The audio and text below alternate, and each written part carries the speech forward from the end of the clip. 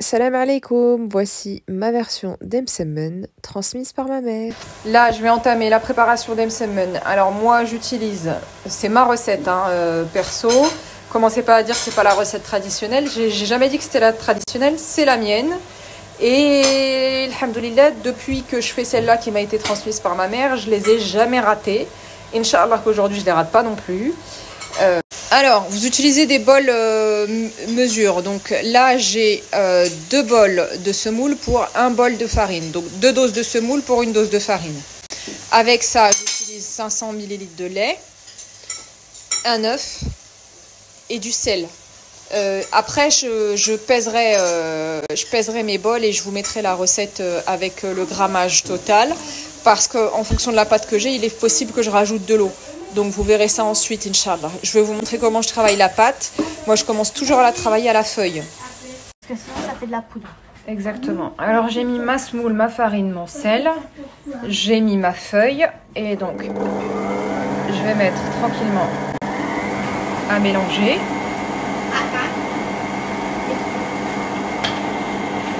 Tu à la vitesse 3.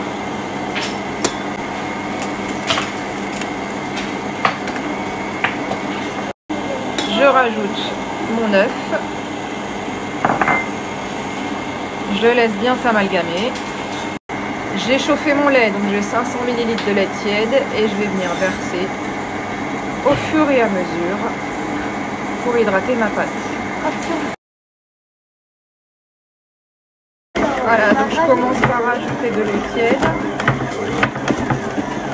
Parce que c'est un peu solide. Ah. Le mixeur se calme. Enfin, le mixeur se calme. Sauf que cette fois-ci, il est en train de me massacrer. En bas. Je vais la laisser travailler comme ça quelques minutes, une dizaine de minutes. Donc à chaque fois que je vais voir qu'elle va s'épaissir et que la pâte va redevenir compacte, je vais rajouter encore un peu d'eau. D'accord? Et une fois que j'aurai l'impression qu'elle sera assez travaillée, je retirerai la feuille et je mettrai le crochet pétrisseur pour la finir. Alors là, j'ai mis le crochet pétrisseur. Je pense que je vais diviser ma pâte en 2 parce que j'ai fait une grosse quantité et que mon robot est trop petit. J'attends l'arrivée de mon plus grand, Inch'Allah. Voilà, là j'ai divisé ma pâte en 2, donc je la laisse énergiquement travailler. Je vais mouiller avec des petites gouttelettes d'eau 3-4 fois, pareil, pour la détendre et bien la travailler, qu'elle soit bien extensible ensuite quand je viendrai moi l'aplatir. Voilà, donc la première partie de ma pâte est faite. Vous voyez, en fait, elle est élastique, elle est un tout petit peu collante et elle est bien lisse. C'est ça qu'il faut obtenir si vous voulez pouvoir l'aplatir sans la trouer. Alors là, j'ai ramassé mes 2 pâtes ensemble et donc je vais venir un petit peu travailler ma boule. J'ai mis un petit peu de semoule sur mon tapis et donc je viens ramasser, travailler un petit peu avec le poing et ramasser au fur et à mesure. Voilà, pour celles qui n'ont jamais fait de pâte, en gros, vous mettez un gros coup de poing dans la pâte, vous attrapez votre poing, vous le pointez et vous appuyez. Voilà. Donc vous rabattez au fur et à mesure.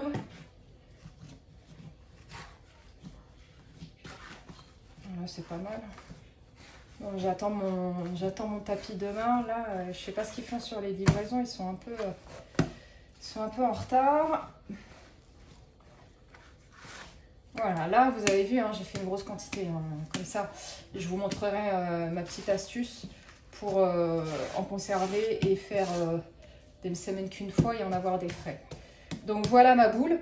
Je vais la badigeonner d'huile et je vais la mettre dans un saladier. Je vais la laisser se détendre tranquillement. Voilà, donc là j'ai laissé reposer ma pâte un peu plus longtemps que prévu. Donc je vais l'attraper et je vais former des boules.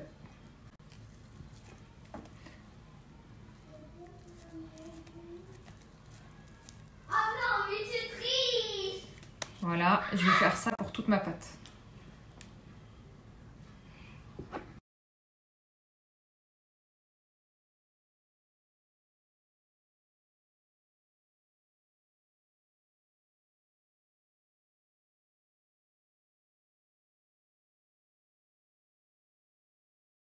Bon, alors je vous montre pour une fourrée. Voilà, alors pour les fourrées, ce que je vais faire en fait, c'est que je vais laisser un petit peu d'épaisseur au milieu et je vais venir bien détendre sur tous les côtés. D'accord, je vais venir former un rectangle. Je tire sur ma pâte. Une fois que j'ai l'impression que j'ai assez tiré, hop, je la soulève et je l'étire comme ça. Je la soulève et je l'étire comme ça. Voilà, si vous avez un petit trou, vous le refermez. Le tout, c'est de ne pas avoir en fait une épaisseur trop fine au milieu parce que vous allez y mettre la farce et je vais vous montrer comment on va la doubler. C'est bon, coupe. Voilà, alors je dispose ma farce au milieu, plus ou moins généreuse en fonction de vos envies.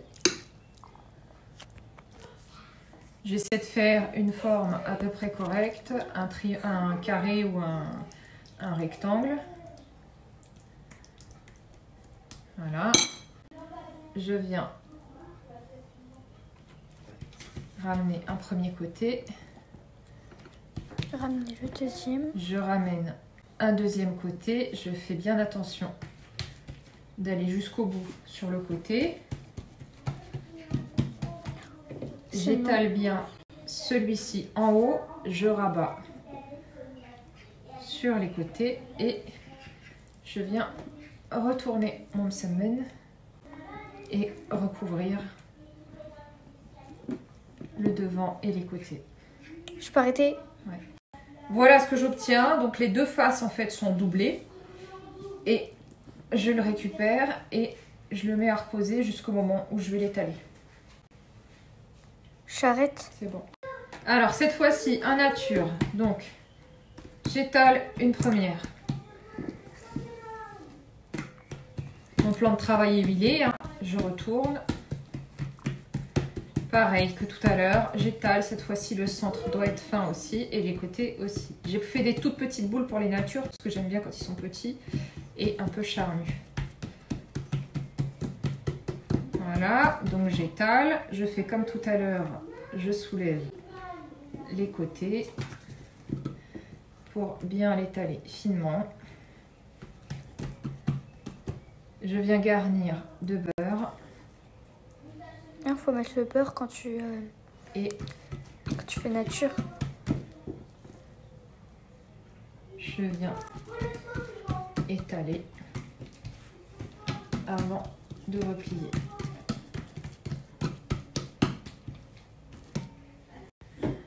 Voilà, là je vous montre en carré. Voilà, et toujours pareil, on rabat bien ici les côtés et on rabat bien aussi l'autre côté. Voilà, pareil, je laisse jusqu'à ce que j'aplatisse ensuite. Alors, pareil, là, je vais vous montrer comment faire un espèce de meloui. C'est quoi un meloui? Tu vas voir. Voilà, donc j'étale. Comme tout à l'heure, j'essaie de faire des bords bien fins.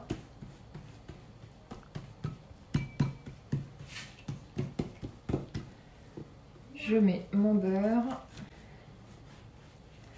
Je rabats mes côtés.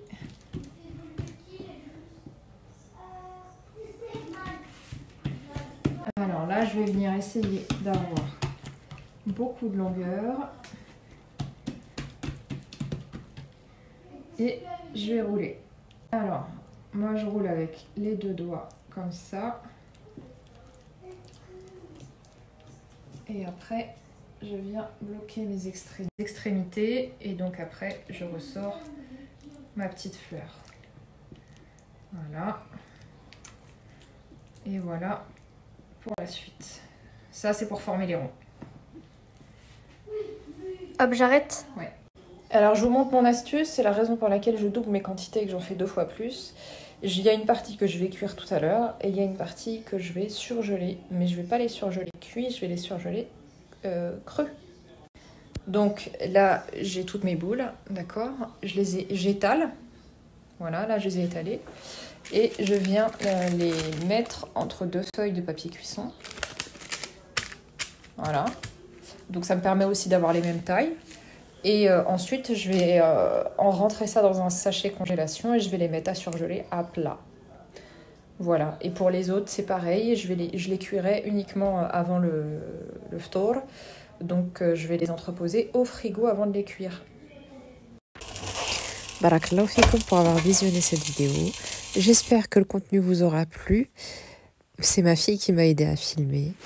Et j'espère, Inch'Allah, que vous referez cette recette qui m'a été transmise par ma mère et qui est merveilleuse. Je ne vous mens pas avec mon astuce. Voilà un des msemen que j'ai sorti du congélateur, que je viens de passer à la poêle. Nickel chrome, alhamdoulilah.